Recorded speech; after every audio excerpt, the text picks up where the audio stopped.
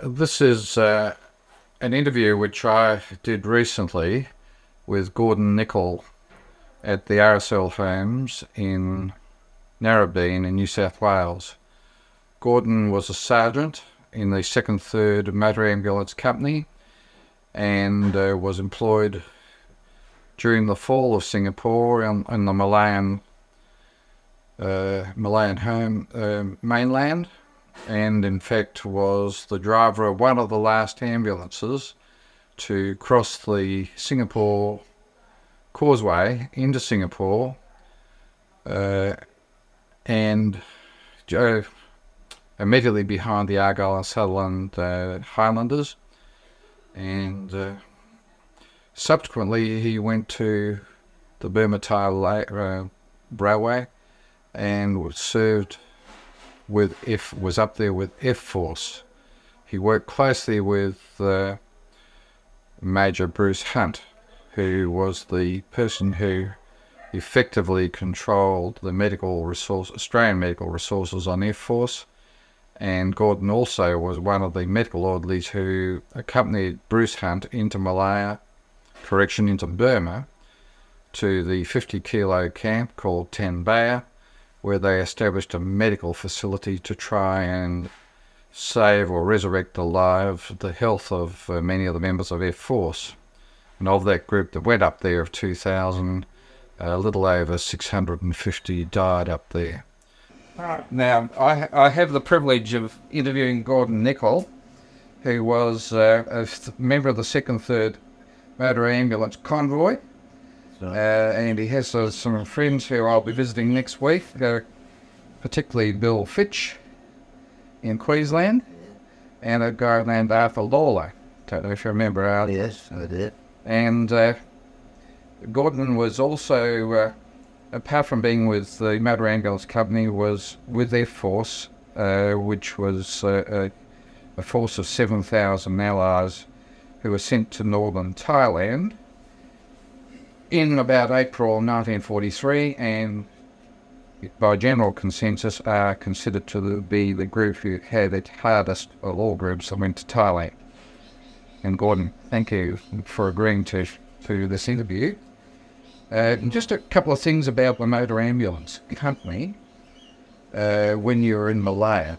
Were you ever with that group of them who were right in the north of Malaya on the 7th and 8th of December 1941? Well, I was at a place called Brit, and I was sent up there by Major Dick, who was our CO, and he said that they were without a doctor, and if I would be agreeable, he'd send me up there to pick up any casualties and use my discretion as to whether they were brought back or treated there. Yes. So I stayed there until the arrival of an Indian doctor, and then by that time we were all evacuated back. Yes. And from then on it was a procession of digging slit trenches and Backing off. backing off all the time. Yes. Now, if we go to the day in which the causeway was blown, I believe that it's generally considered that the Argyll and Sutherland Highlanders were the last people across the causeway, but I'm led to believe by Bobby Shoebridge that in fact they were followed by a number of ambulances of the Motor Ambulance Company, which you were one of the drivers. Oh, that's right. That's right. Yeah. Yes, we were with them. Actually, again, Major Dick said that they wanted a couple of ambulances up there to fight in the rearguard action, and he asked me would I go, and I said yes, I'd be prepared to go. I looked at it in this way, that I wasn't being brave or anything, but I looked at it in the light that we had it anyway, and we were all going to be wiped out. And so I thought to myself, well, what's the difference being here or there? Yes. So I went up with them, and he is right in saying that the ambulances came back with the force. Yes. And after we got across, it was blown up. I believe there's even a little bit more to it, in that Des Brennan Captain Des Brennan was the guy that actually stopped the blowing of the causeway for a little while to let the ambulances get across. Well, I don't know about that. But Des Brennan was instrumental in me going to the 2nd, 3rd Motor Ambulance Convoy. Was he really? Yeah. Des Brennan, I think up until a few years ago, he was still in practice up in Burma. Yes.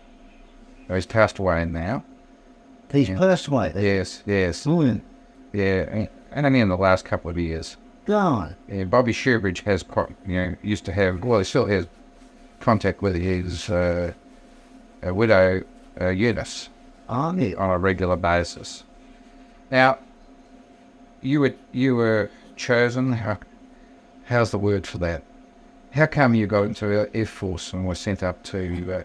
Well, we were told that. First of all, my name was selected to go. Yes. And everybody thought, how lucky is he to be going?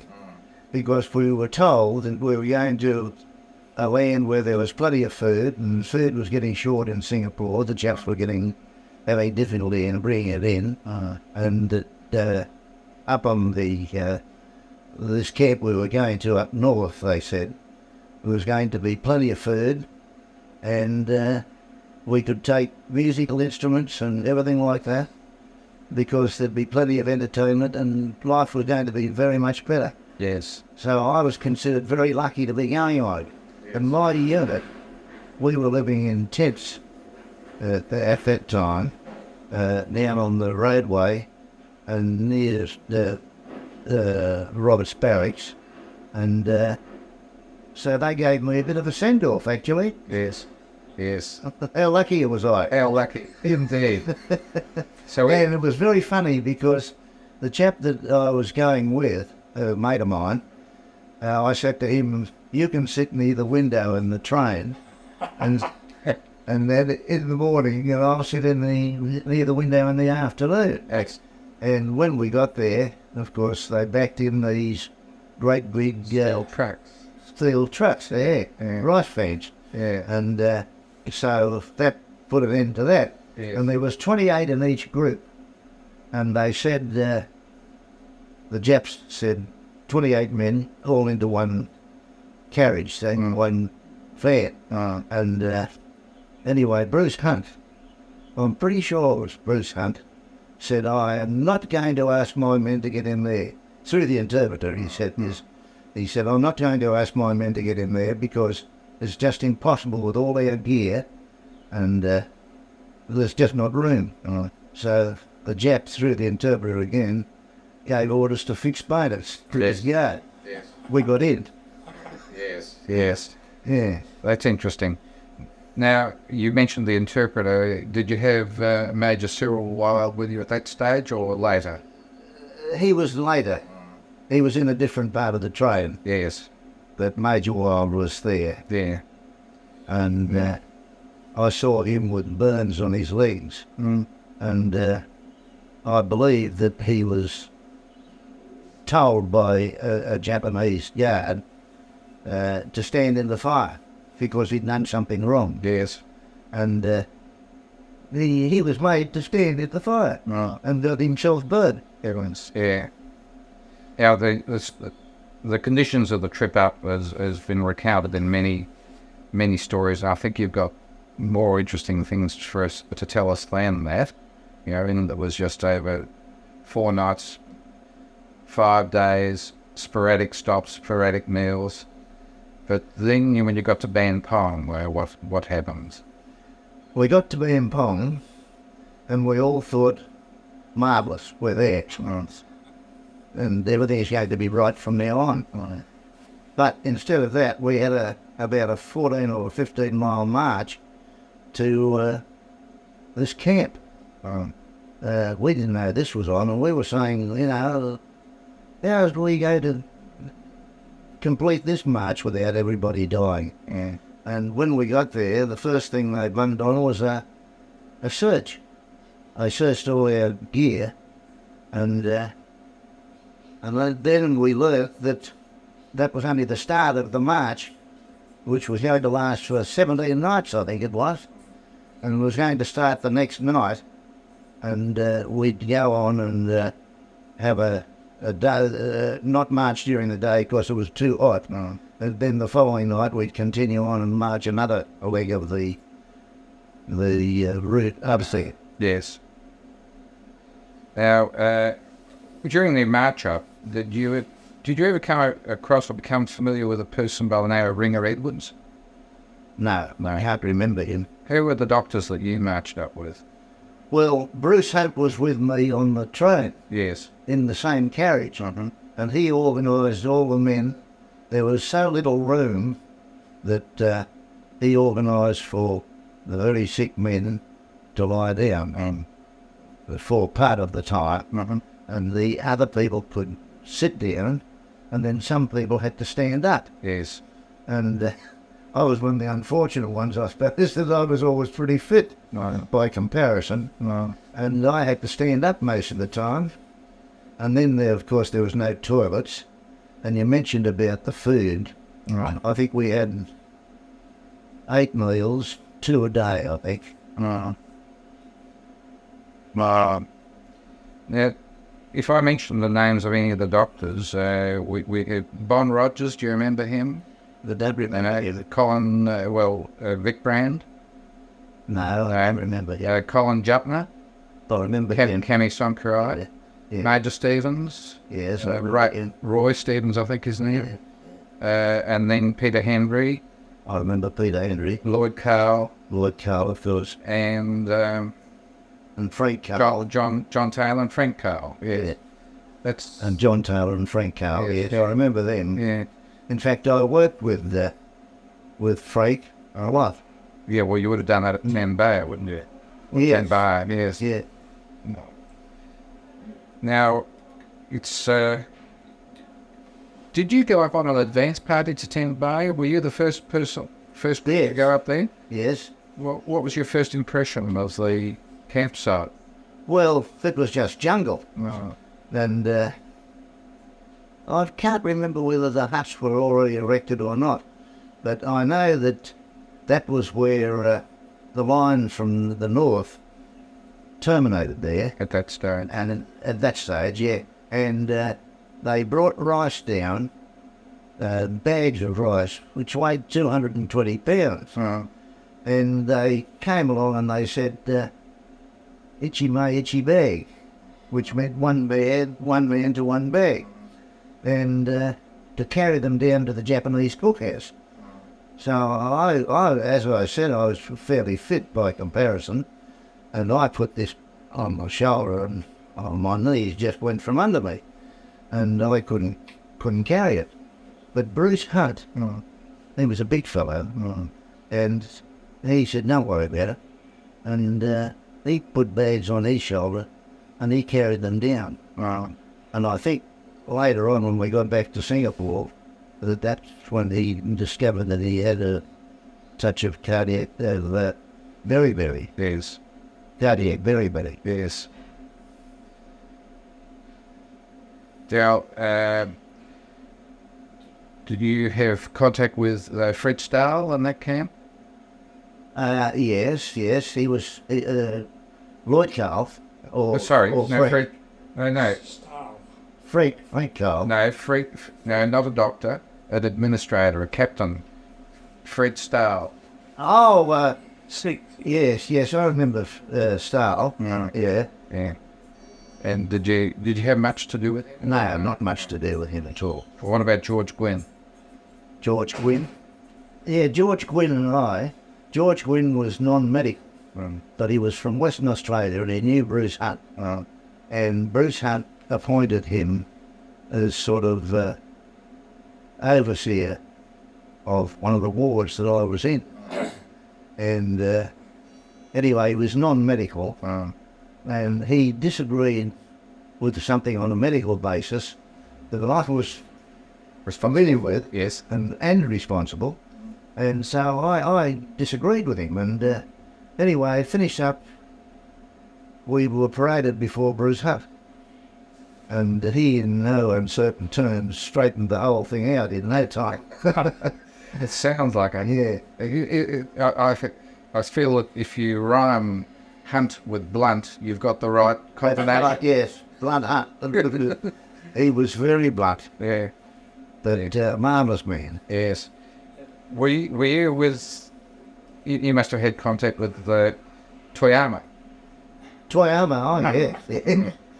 Oh yes, Toyama, I really had a lot to do with him. What did you tell us? Not with him, but he was a cruel, vicious man. Yes. And yeah. Yes, Toyama. Any incidents that you remember with him? Oh no, there were so many that he was a very vicious man. Oh. I think he was executed after the war, wasn't he? Yes. Yeah. Well, if he wasn't, was commuted afterwards. Yeah, he would have been sentenced to death. Then commuted. I just lost my notes now.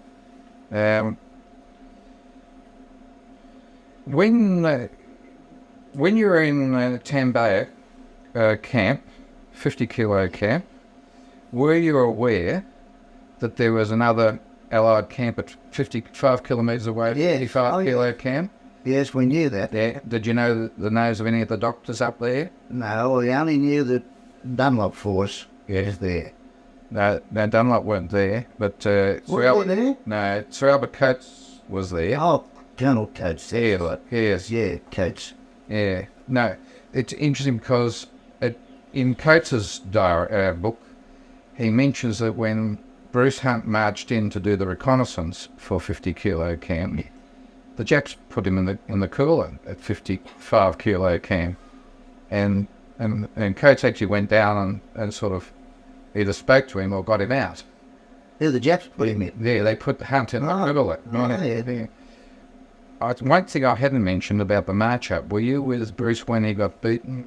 He and Major Wild got beaten? Well, I was in the camp, but I didn't actually see it. I didn't witness it, but I knew he got beaten up. Yes. Well, that was one of many times he was beaten up. Yes. Yeah. Were you with him the occasion when he introduced Toyama?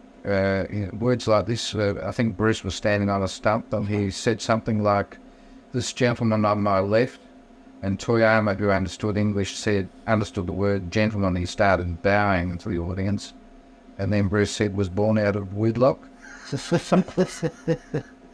No, I don't remember that instance, but at Shimo Saint-Uri, yes, I saw Bruce Hunt knocked to the floor. Yes. And because they wanted to send men out in the railway and he wanted them to stay in the hospital. Yes. And he was beaten, knocked to the ground, and got up and was knocked down again. Yes. And there was no, no backing down with him. Yes. Now, what about Colonel Banno? Did you get it? Didn't have much to do with Colonel Banno. I know his name. Did you know what the relationship was between he and Bruce? Was there any, within the confines of being on the opposite sides, any respect or? No, I don't know about that. I understand Banno actually had imperial ribbons from the First World War, which occasionally he wore. Yes, I remember something being said about that. Yes, because, we're allies in the First World War. That's right, yeah. Now, let me see. Can you remember the layout of Tanbaya camp? I've seen a drawing, and it says that there were 3 wells and the creek line. Yes, I remember the creek. Was that a good creek? Did it have plenty of water? Or? Only when it rained. Otherwise, there wasn't much of a creek there, but it rained one time there, and I know that I was told to get, I hope nobody here is English, to get round up the Englishmen and to take them down to the creek and make sure that they had a wash. Yes, I think we all understand the thrust of that. But the English were in a minority, weren't they? Yeah. Oh, yes. But it was about on the way up, yeah. When we were marching up, there was a couple of camps we called into, and one I'll never forget, they made us some coffee out of brown rice, and boil it up. We thought it was absolutely beautiful, and we thoroughly enjoyed it. But the filth of the place was absolutely beyond belief. It was terrible, Do you know the name of the camp? No, I can't remember. I can't. Did you recall marching through Dunlop's camp at Hintock Mountain at all? Because I don't remember that. I know, I think in Dunlop's diary he mentions that their guys, because they were up there 3 months ahead of Air Force, actually prepared. They came from the north, didn't they? No, they came. No, they came from Java into Singapore and then by train. Yeah. No, they were definitely from. They had the pleasure of that train ride. But they Dunlop just says that they prepared food and coffee for the guys going through. Yes. Yes. Well, we think it was absolutely good. Yeah. And Lloyd Cahill actually remembers that it's the only time he'd ever met Dunlop when he went through that camp, and he actually spoke with him briefly as he went through. Now that little creek, was it ever used partly in the treatment of ulcers, or is it? No, I don't think so. But I remember it being used quite a lot for the washing. In fact, I remember one time I went down there with Frank Carl, and we had a swim and a wash. And I remember Frank having a scar on his hip, and he evidently had some operation when he was quite a young fellow. And it struck me as being rather strange, at that time, that he being a doctor and then having this operation. But so far as I know, the stream there was used mainly for washing. Wow. Now, I think there was a Colonel Hutchison who was in charge of Tanbaya. Yeah, Colonel Hutchison. What was he like? Oh, I didn't have much to do with him, but he was the CO of the camp. And he was a poem, wasn't he? He was, yes. Yeah. English, won't we better say it? Yeah. There were quite a number of doctors in the team up there, other than the Australian doctors. Yes, Wolf was up there with you as well, wasn't he? What name? Pat Wolf, wasn't he? Wasn't he with you? Yes, Pat Wolf well? was with us. Yeah. In fact, he used to sleep alongside me. Yes. And he was such a good man that at night time he'd ring me, he'd shake me, and he'd say, Gordon, I'm very worried about Joe Blow. He'd say he wasn't too good when I left him this afternoon. Yes. Would you mind coming up with me and hold a flare for me? Yes. And I'd light a bit of bamboo and carry it, and lead him up to the hut where this fellow was a patient. Yes. And he'd have a look at him and they would talk to him, and then we'd go back. But he was a marvellous man, Pat Wolf. Broadly, I don't know whether you'll be able to help me with this, but in the Songkhara area, there was Shimo Songkhara and Kemi Songkhara. And Kemi, and in between there was Songkhara itself, which initially was a British camp. Yeah, well, I don't know much about that. That was where the big bridge, which was called the Bridge of 600 or 1,000 lives, was built. They thought something like that number died building that bridge. Yes, I don't know anything about that. There's another camp called Chengaraya. Because all they were Shimo number 1, Songkhara number 1, 2, 3, 4, and 5. They give them 5 numbers. There's not much known about them. No, well, unfortunately, I can't help you with those because I just knew them as we marched into them and stayed overnight and marched out again. Yes, I understand. And then going back to Tanbaya, is it correct that the Japs let you put up a Red Cross sign to indicate that it was a hospital facility or not?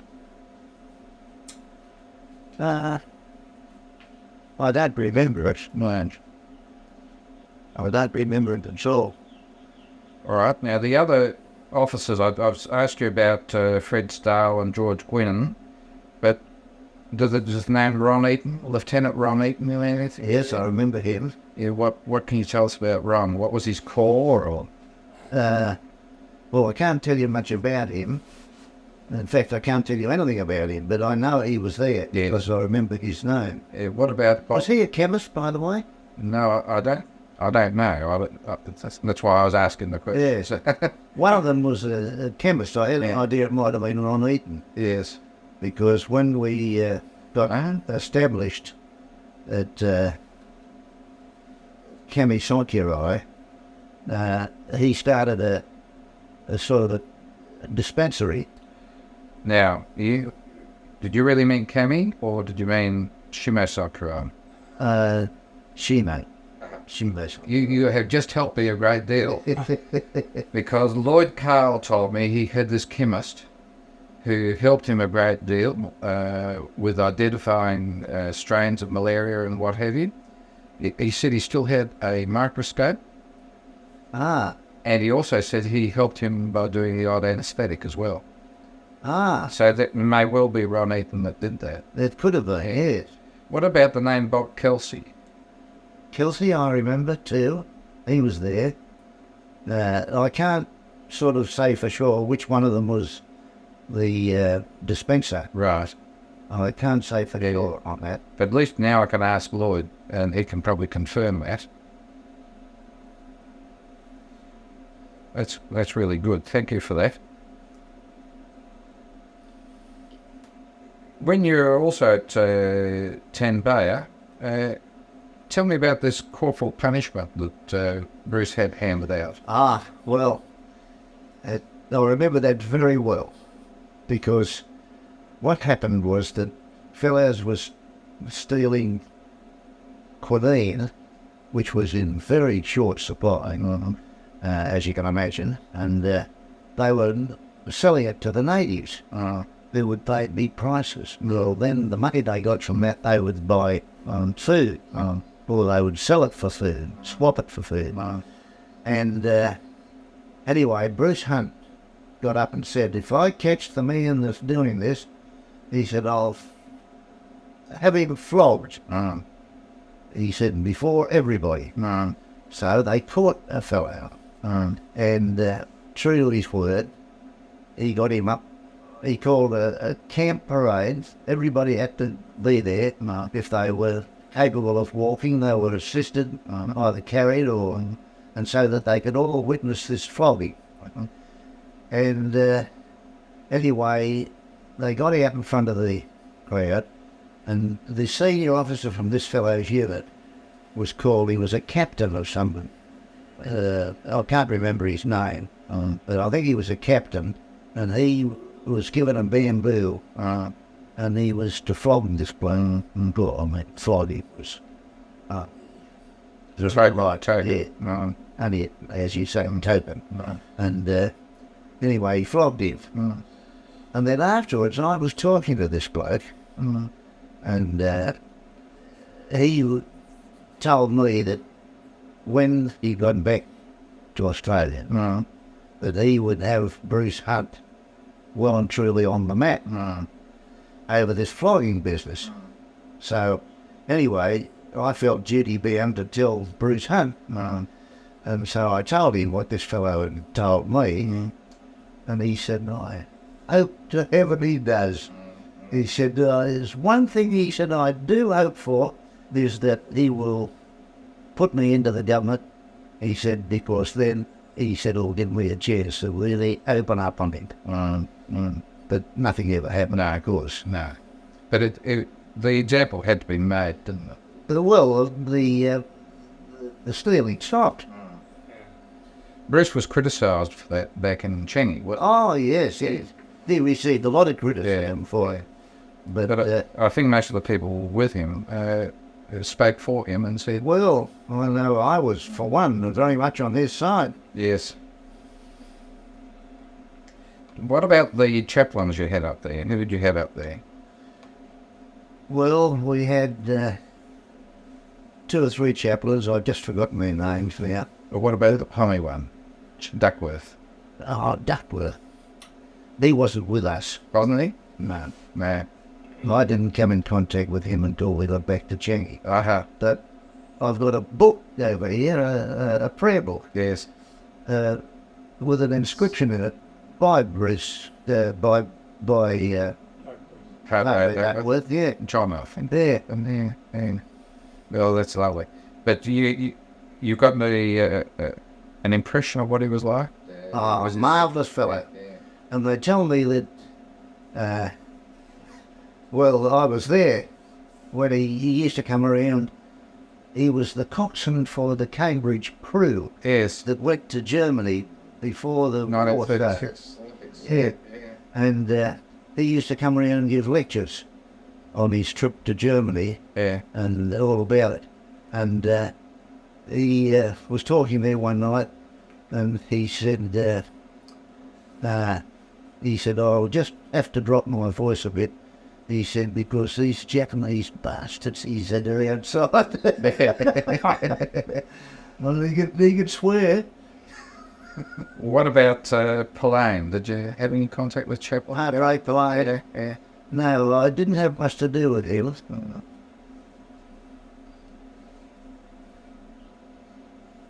And what about... yes, I think there was an incident involving Frank Cahill that you witnessed. Is that right? No.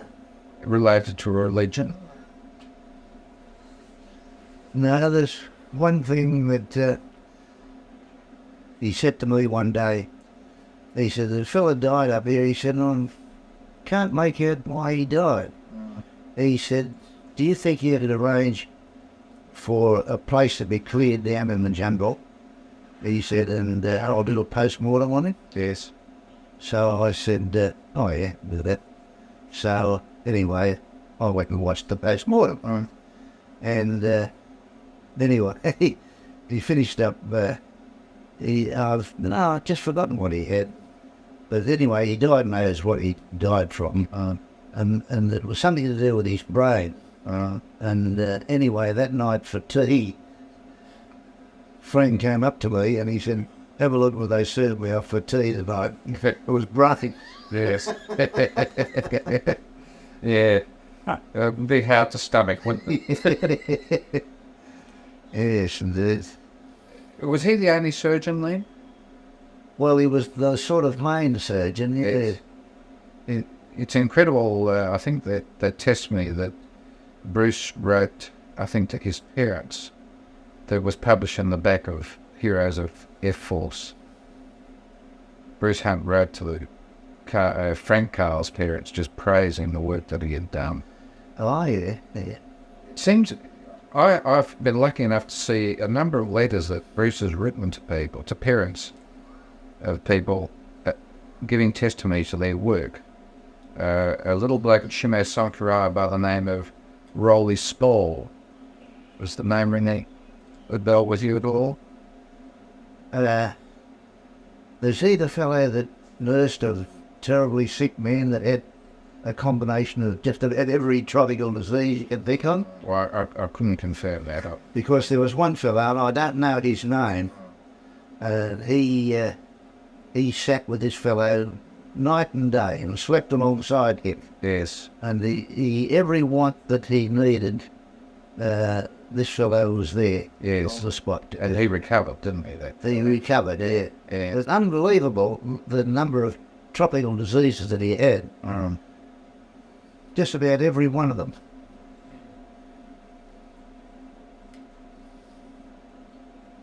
Now, did you ever... were you familiar with the name of a Captain Wilson, one of the British doctors? Captain Wilson? Yeah. No, I don't know him. No, he seems to have been with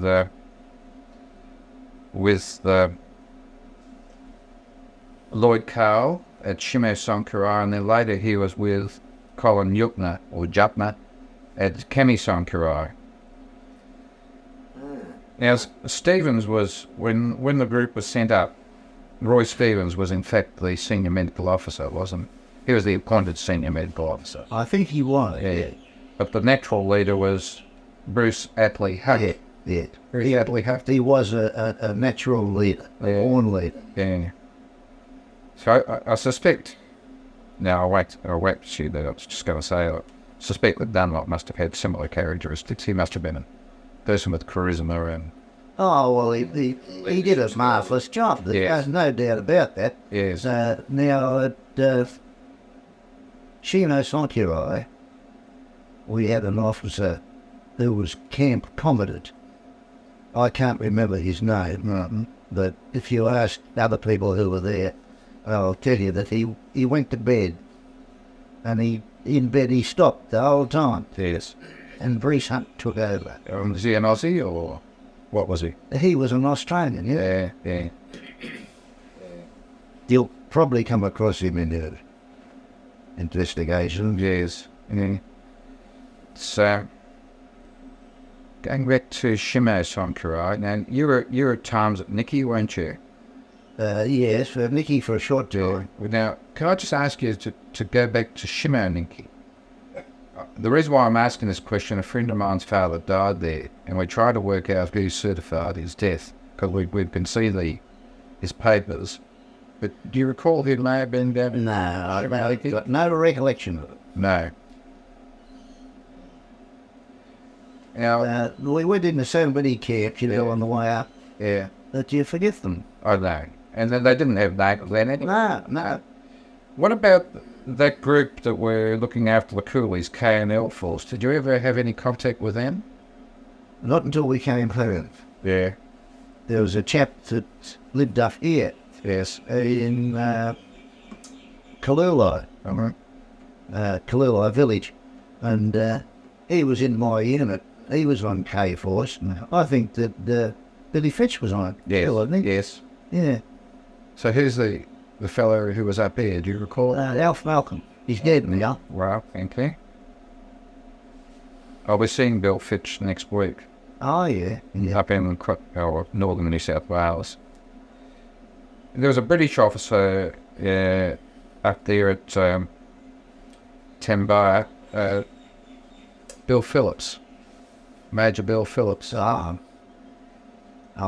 knew him very well. Yes. In fact, I used to go to his place. He used to live over at 40 Baskus in Merley. And he rang me up a couple of times and invited me over. And something was happening. I was working or something.